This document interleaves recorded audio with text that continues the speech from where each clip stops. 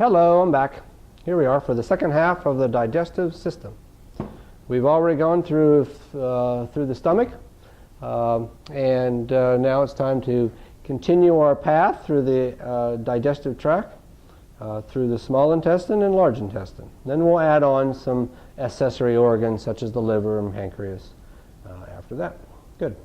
So after the stomach, you know you're going to store a lot of food in the stomach, and then when it's time to trigger, there's going to be triggers to open up the pyloric sphincter in the stomach and let food into the small intestine.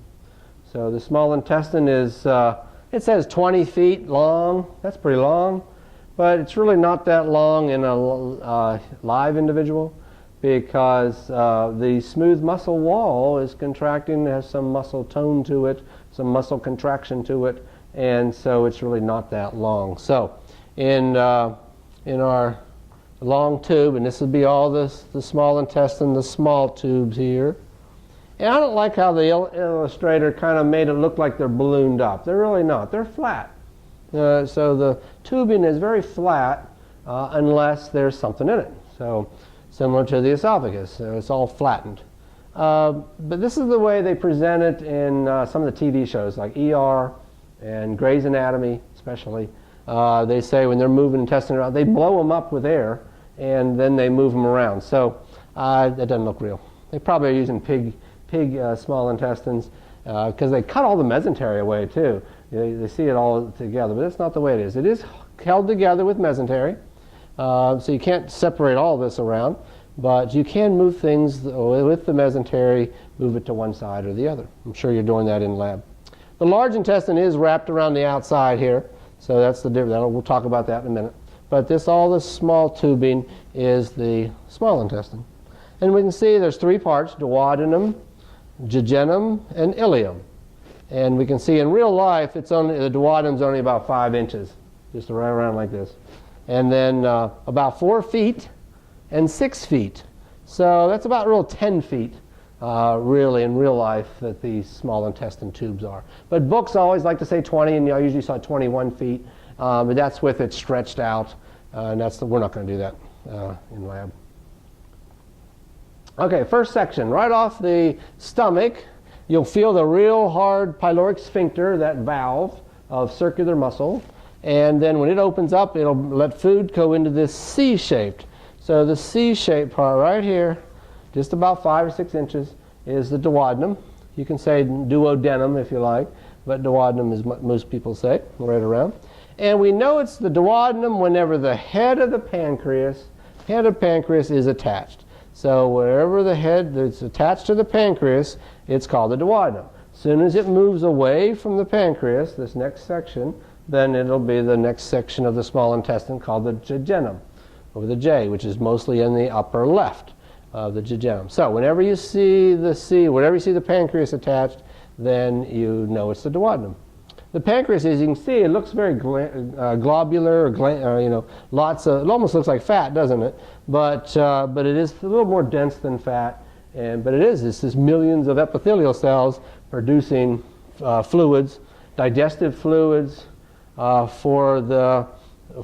be released into this duodenum, but also insulin and glucagon as well. Okay, duodenum, got the duodenum.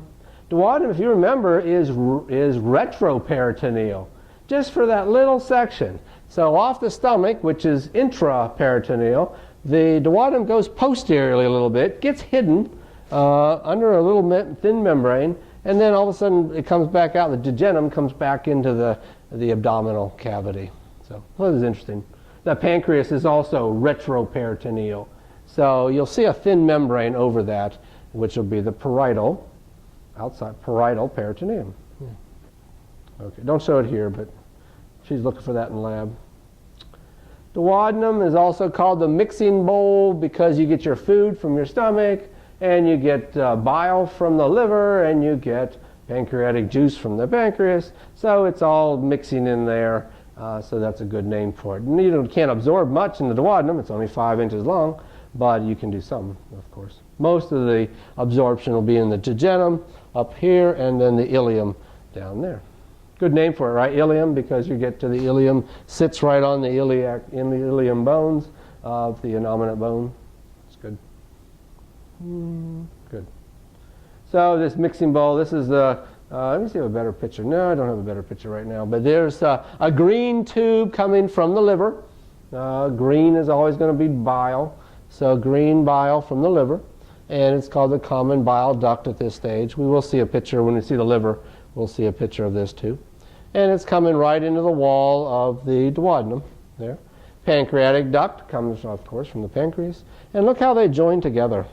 So they join together. So whenever this muscle around it will be a sphincter, right? Muscle around it will squeeze down, hold them shut. If there's nothing in your duodenum, you don't need it open. It'll be shut. But then once we have food in there, then we're going to have gastrin hormones going to be able to trigger this and open up. And open this up and let pancreatic juices and bile come down in. Good. And then it's going to start to mix within there. Good. That's pretty neat. I think I see everything on there. Oh, the sphincter is called the sphincter of Oddi, or the hepatopancreatic sphincter. Whoa, that's a big word. So I like sphincter of Oddi as well. And every time I say that, I'm thinking of Garfield and Oddi. Sorry, and eating lasagna. So, okay. So, all right. This slide, I'm going to revisit a little bit about where this absorption takes place.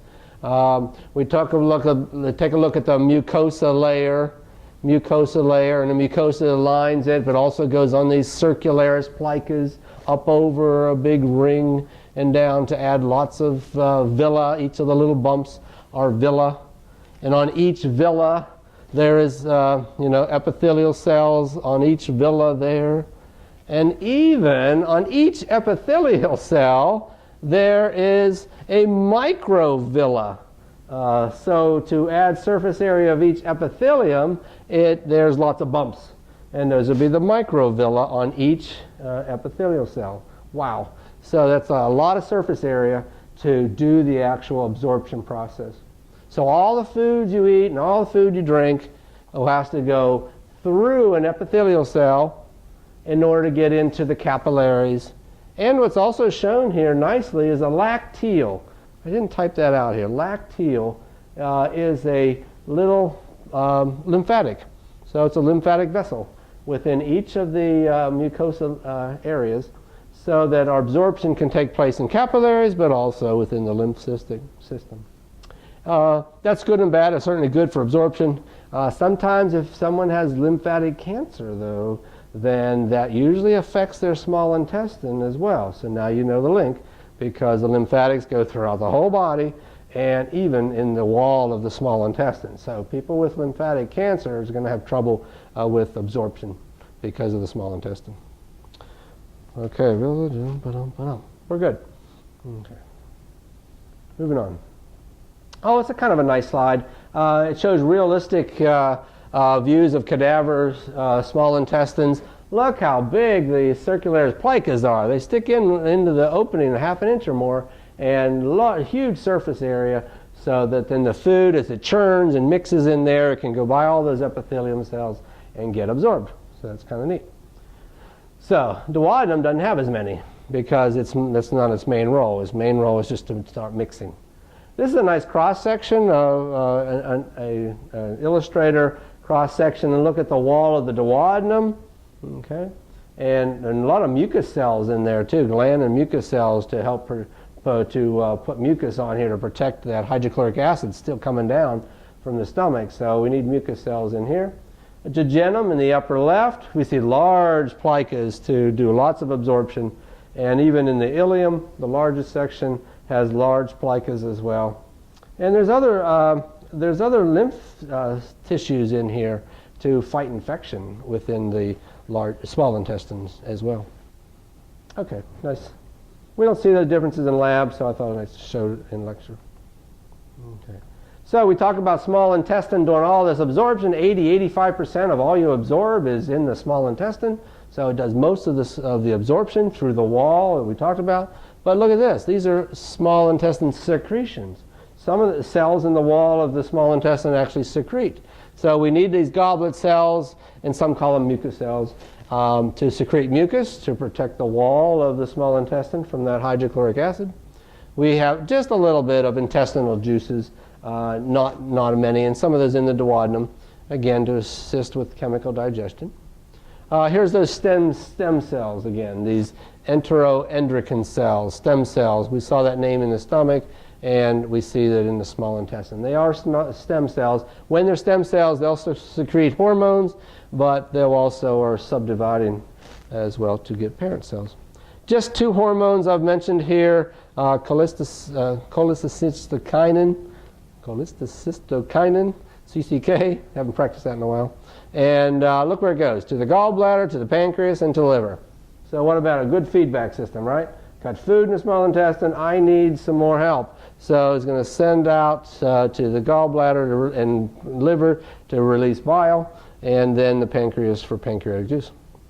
Secretin just goes straight to the pancreas only, and again to get it to release pancreatic juice into the duodenum. All right, so you need some feedback systems there in order to send messages. All right, for small intestine, where most of the absorption takes place. And we see the last section of the small intestine is the ileum here. This tube coming right in here is the ileum, and it's going to drop right on the right side in through a valve. It's a one-way valve, which is a good thing. And so food, substances, there's chyme at this stage will drop into here. And at this stage, we can still do absorption within the large intestine, but we know the large intestine is mostly for storage and for compaction, taking water content out so that we can compact it, and storage till which time to get rid of it. Good. That first section here, there's a little pouch down below this valve. This pouch here is called the cecum.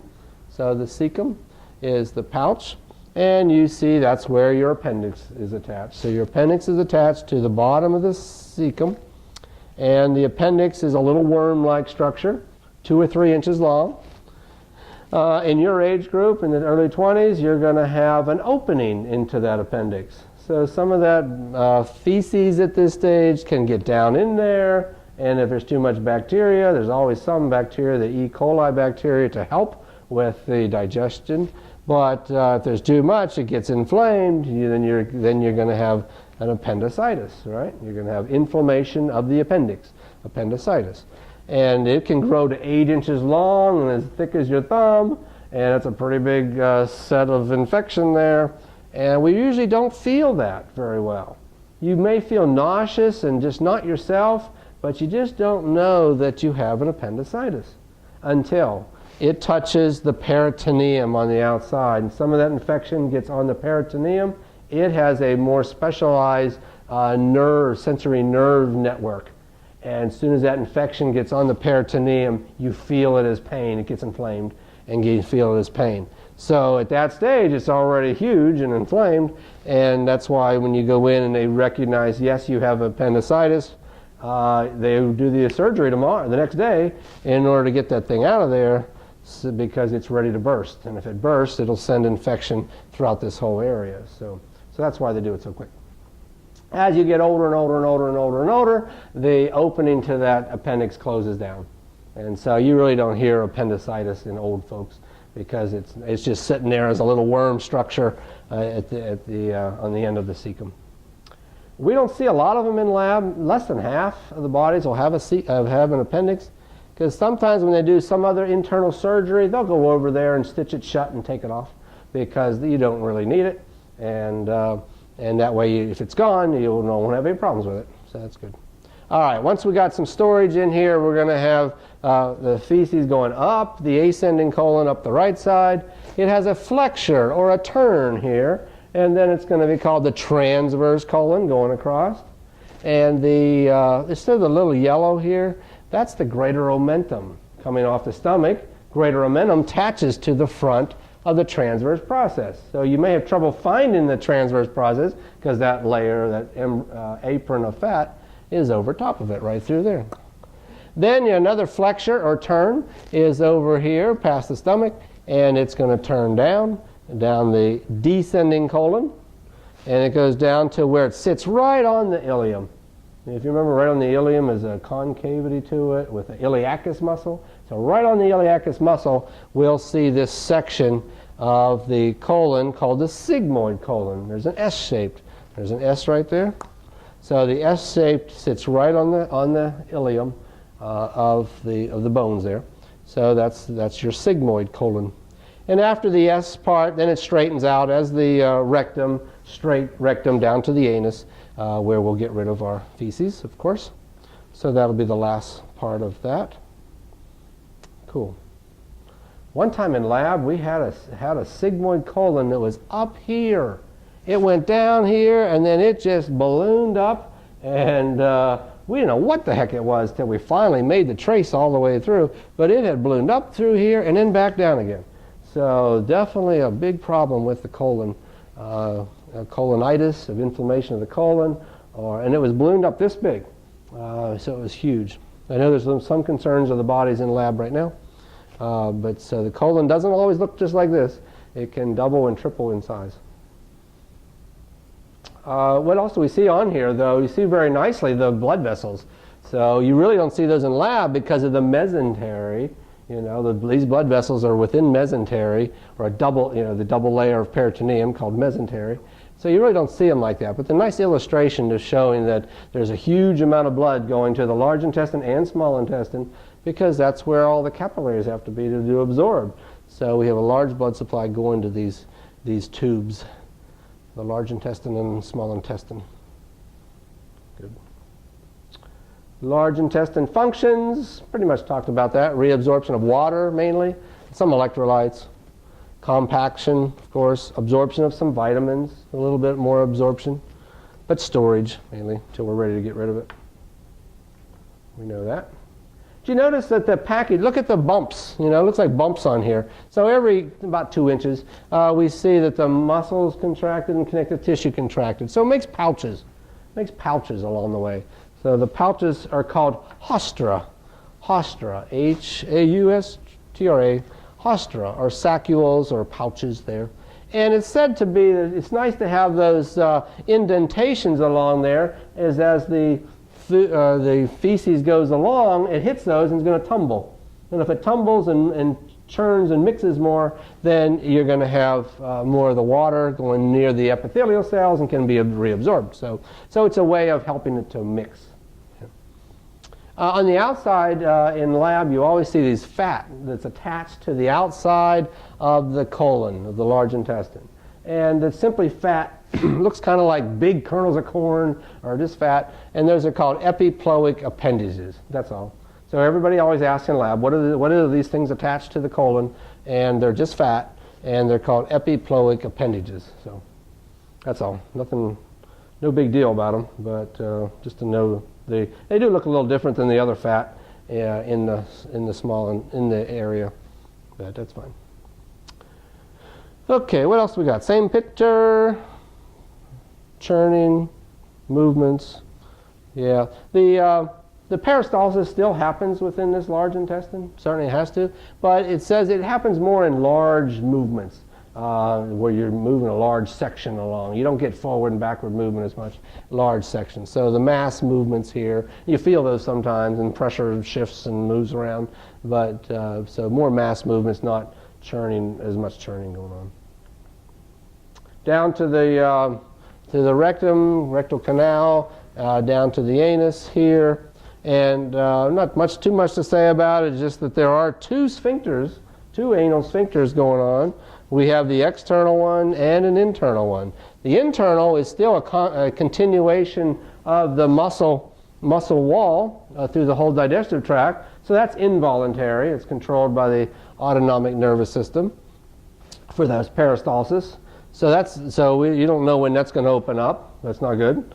But we have a voluntary anal sphincter. That's the external anal sphincter. So those muscles there are voluntary, under voluntary control. So that's a good thing. So that we can keep everything in where it needs to be until a nice socially acceptable place to get rid of the feces. Makes sense. Okay. So think about that next time. All right, you'll understand what's going on down there. Cool. What are some problems we've had? If you heard of Crohn's disease, Look at this kind of a inflammation of, look at this, all this inflammation within the large intestine, and it can be more commonly a problem in the ileum, the last section of the small intestine, Crohn's disease. So it's a type of IBS, inflammatory bowel is your colon, disease, IBS. So Crohn's disease is just a type of, there's different types of IBSs, and Crohn's disease is one of those. And it makes for inflammation or fluid in the walls and makes it real thick walls, and then it closes down the opening. So in the small intestine, especially in that ileum, I've seen other slides of it, kind of like this. See, the walls get thicker, and then the opening's smaller. And it hurts to push stuff through that because you're expanding on these walls that are sore, they're inflamed. And so Crohn's disease is painful because of the fact you can't get food through there. Yeah. So it's really a problem with the wall of the small intestine, usually the ileum, and also the large intestine there. A lot of pain with activity, yep. So people aren't going to want to eat, right? You don't want to fill up your small intestine if you have Crohn's disease or one of these other IBSs, yeah. They can be triggered by emotions, this inflammation, certainly by what foods you have in there as well. Good. But you can get part of it removed. If there's one section that's really bad, you can take it out, or I can't take it out, a doctor can take it out, a colonectomy to remove a portion of the colon. Remember how long the colons are? So it's okay that you can take out a section and be okay, so that's good. This looks like a section to be removed, right? This one right here, totally inflamed. And we saw something just like that in one of the bodies in lab. Looked very similar to that. Good.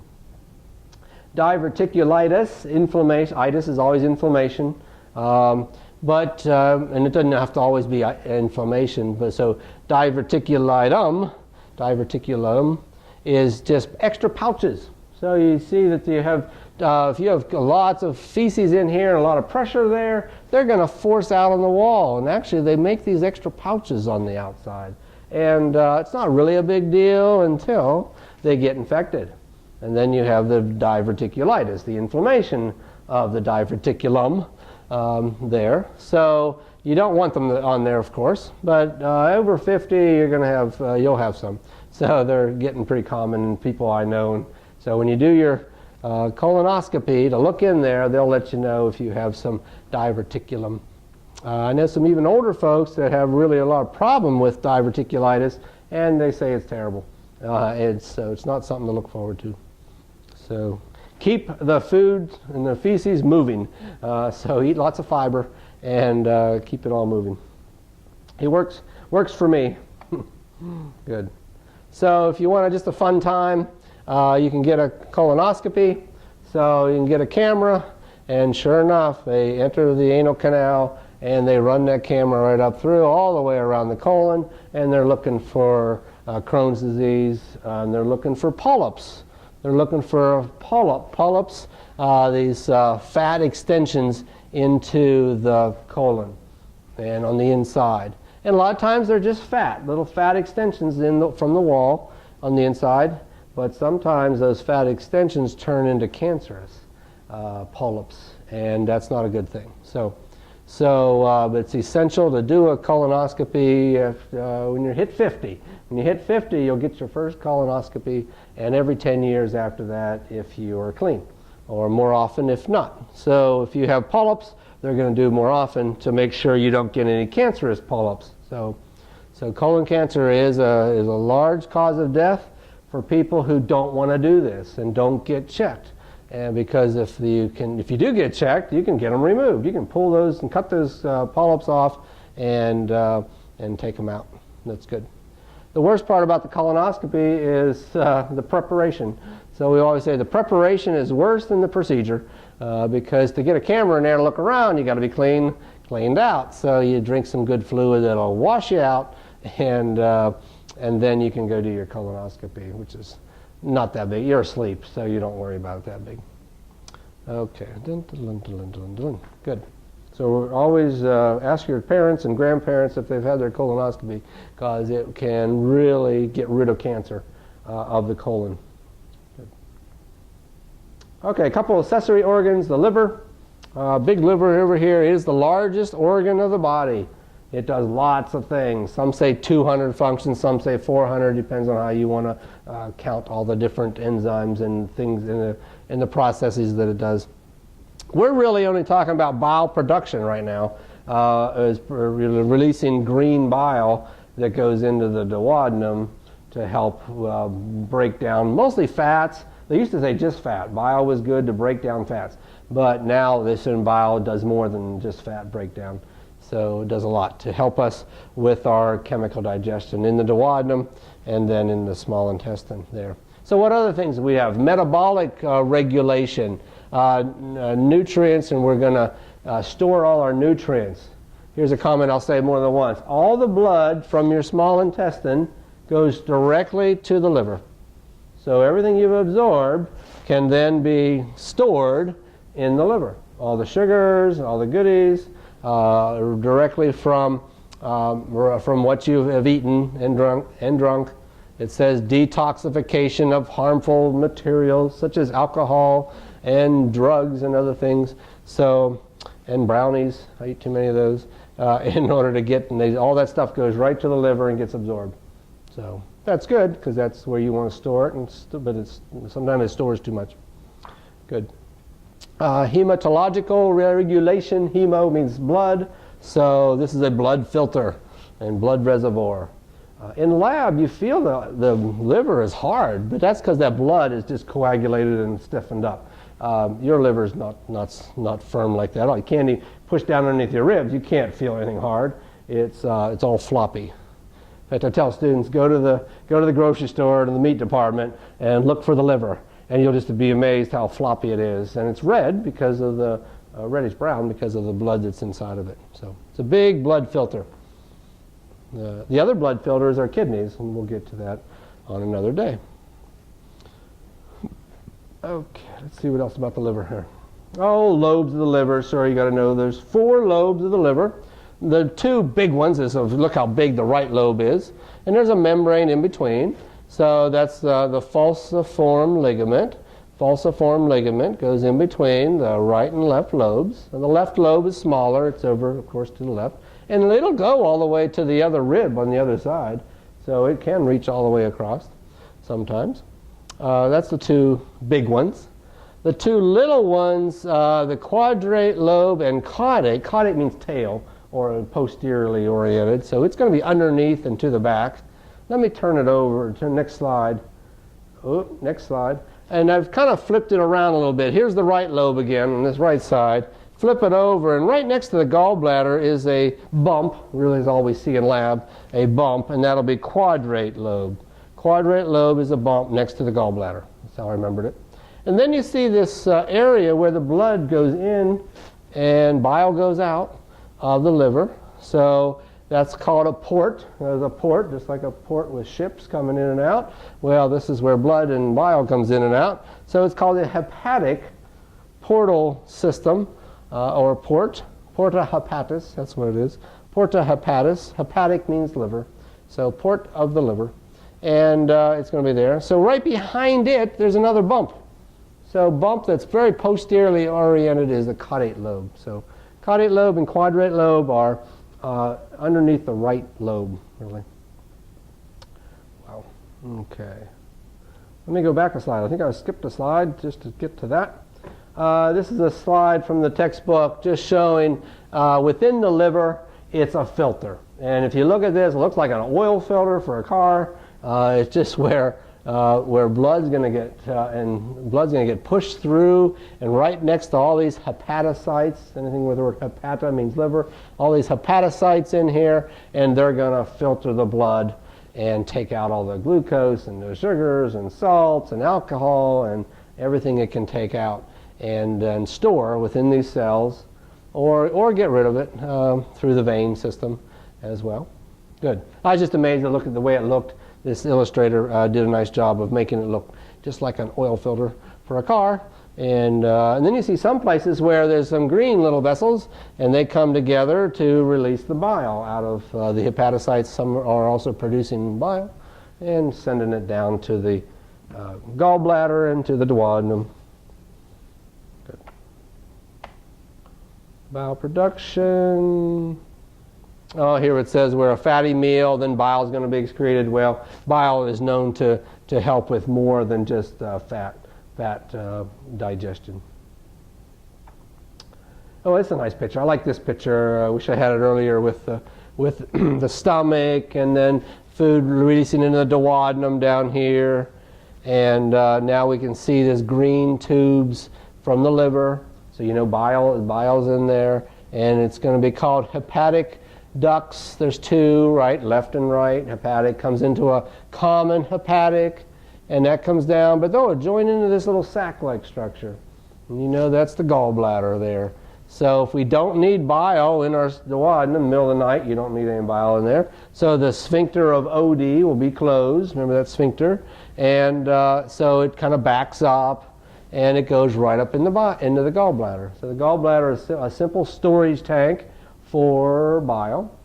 And it also has a capillary bed within the wall of it, and it will take out the water content. So take out the water, makes bile more concentrated, and so that when it is released down in, it'll be really good and strong and do a good job.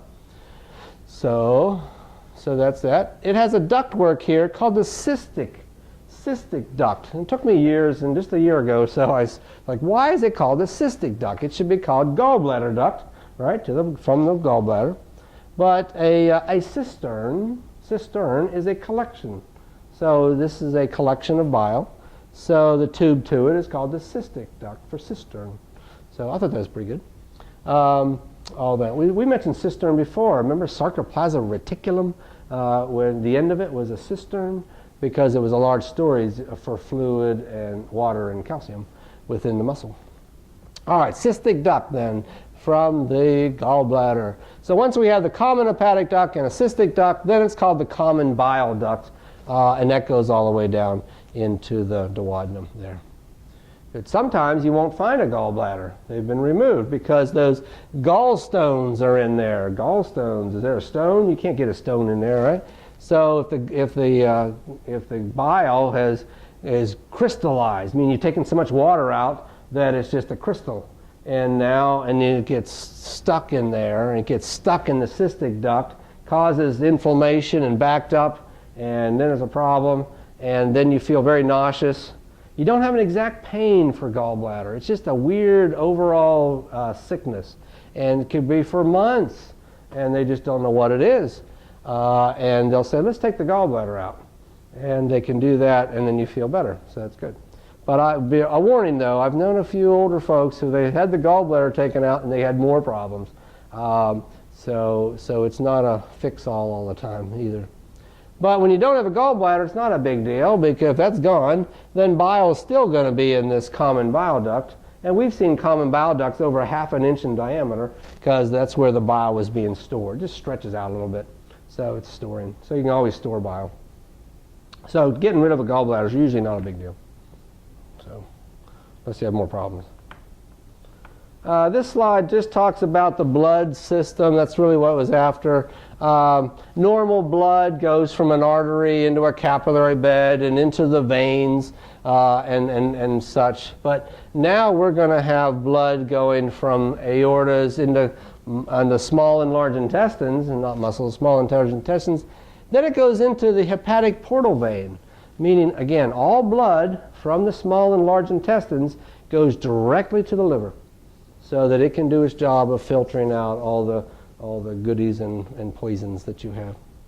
Then from there, it's going to drop into the vena cava. Inferior vena cava goes back to the heart. So it's interesting that it's called the hepatic portal vein.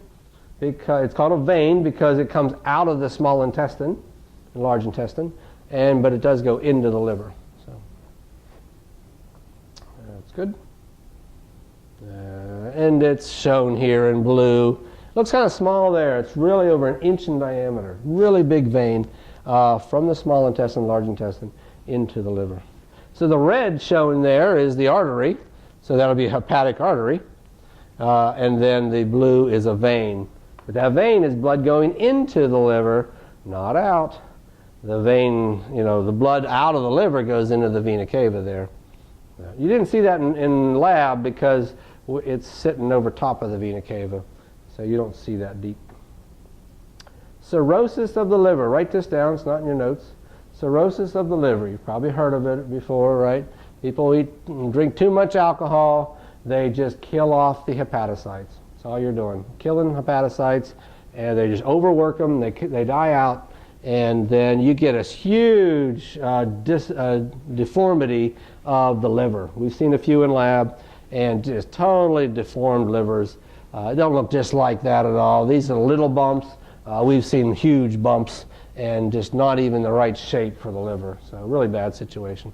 Mostly all due to killing off hepatocytes due to too much alcohol. Good. That's it. I haven't seen many of them though, but we've seen a few. The pancreas, I've already mentioned.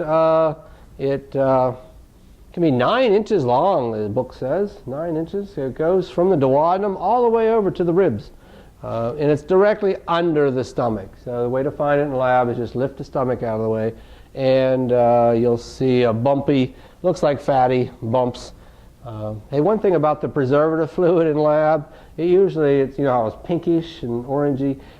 It kind of gets absorbed in the pancreas. So a lot of times the pancreas is pretty orange, but it's not normally that way. That's all preservative fluid. All right, the head of it sits right in the duodenum. So if it's touching the duodenum, that's the head.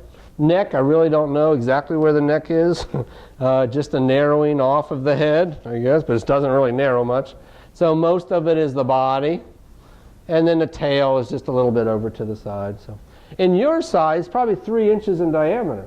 But if you notice them in lab, they're going to be much smaller. They've just gotten used up over the years, and they're just a lot thinner than you are in yours in your 20s or so. Good, those are parts. We have a main pancreatic duct. It's on your list in lab to open up the pancreas and look for a tube down the middle. That's all it is, just a tube. Goes to right in with the common bile duct at that sphincter of Oddi. They come in together, the main pancreatic duct. But there is an accessory one. If you just needed pancreatic juice, you might not be able to see it well. It's the same color here. But there's an extra tube coming off into the duodenum. So you can get pancreatic juice going in without bile, if that's the food substances that gets triggered for the pancreas to release. That's fine. Good. So, and it is called pancreatic juice that is used for its duties within the duodenum and small intestine. So that's an exocrine function, right? Exocrine, so anything inside this digestive tract is exocrine. Good.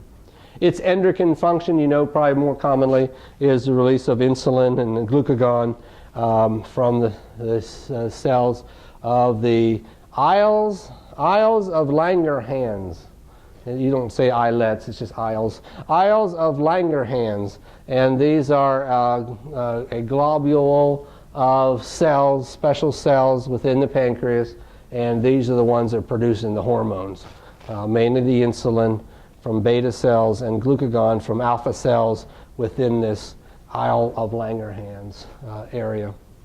Good. So those hormones, insulin, and I think I have a picture slide here about diabetes. Sure. So in type 2 diabetes, the ones that gets developed over the years, is a situation where, and I always thought this was wrong. I thought you didn't have insulin, but that's not true. You have insulin. It is produced. So some people tell you that type 2 diabetes is when you don't have enough insulin. Not true. You have the insulin, but the insulin cannot bind to the membranes to move glucose into the tissues. So insulin is responsible for getting the membrane ready for gates opening to get glucose into a tissue. That could be the brain or other organs, muscles. So with the insulin's there, but there's a problem with the intermediate cell membrane transporters. And that's what diabetes 2 really is a mix-up of these cell membranes where then insulin can't do its job. Now, there is insulin there, but it can't do its job because of these cell membrane transporters. I lost the GLUT4 is one of them, and that's all I know about it. Physiologists will know more. So if you don't have GLUT4 working right, you can't use insulin properly. So now you have all this glucose in your bloodstream. It can't get into your brain, it can't get into your muscles, and that's what diabetes is. So that's why people say they have sugar. If you're old folks, they say, oh, I got sugar. It means there's too much sugar in their bloodstream, and it can't get into their tissues. And you can die from that, of course. If you can't get glucose into your brain, that's not a good thing. Look at this last sentence on here. Exercise works well, very well actually, to facilitate the transport of insulin and glucose into the muscle cells. So just walking really helps people with diabetes to get the sugars from the bloodstream into the muscles, into the brain. And so real exercise is prescribed, just like a drug. Exercise is prescribed for diabetics to make sure they get walking, and they can really cut down on their insulin medicines just by exercise. So that's how powerful exercise can be for type 2 diabetes. Pretty cool. Type 1 diabetes, if you're looking up above there, is just total destruction of beta cells, so there even isn't any insulin. So you know if there's no insulin, then you have to take the shots to push insulin into your blood, into your tissues. Good. And that's more from children, actually. It's called child diabetes or type 1 diabetes. Sometimes you're just born without them, and that's just not good. Last couple slides, just to know major blood supply, blood vessels in the abdomen where we're talking now. Of course, the big red tube is the descending abdominal aorta.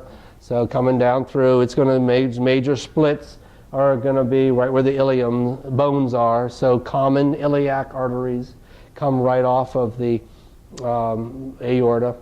But we see some other ones there too, don't we? We see, what's this looking, the illustrator just tried to show a lot of arteries coming this way, and they're going into the mesentery. So you really don't see them well in lab because they're intermixed between the fat and the membranes. So, but the top one, superior mesenteric, goes to all the small intestine. Yeah. The inferior mesenteric moves to the left, so that goes to the sigmoid colon, descending colon over on the left side. So mesenterics. Then you move up to renals. Renal was going to mean kidneys. We'll talk about that in another set of slides. Renal, so our kidneys get a lot of blood right off the aorta to filter that blood and get rid of fluids that we call urine. And then above that, we'll have something called the celiac trunk, very short, and it splits into a hepatic, you know, goes to the liver, and then a splenic artery. Of course, that's going to the spleen. So these names make sense. And there's another third one called left gastric. Of course, gastric means stomach. So that's going to go to the stomach. I see it a little different out in the lab. I see there's three main branches off the celiac. Hepatic goes to the right, and then this left gastric really comes off a little earlier, and left gastric and splenic comes off earlier. So I'd expect to see it that way. They're not easy to find though in the lab. You got to move the stomach and the pancreas out of the way in order to get to the celiac trunk and those three. I got it. Here's another picture kind of showing the same. There's the celiac trunk off the aorta. Hepatic goes to the right, and there's left gastric, and there's splenic. So that's kind of nice.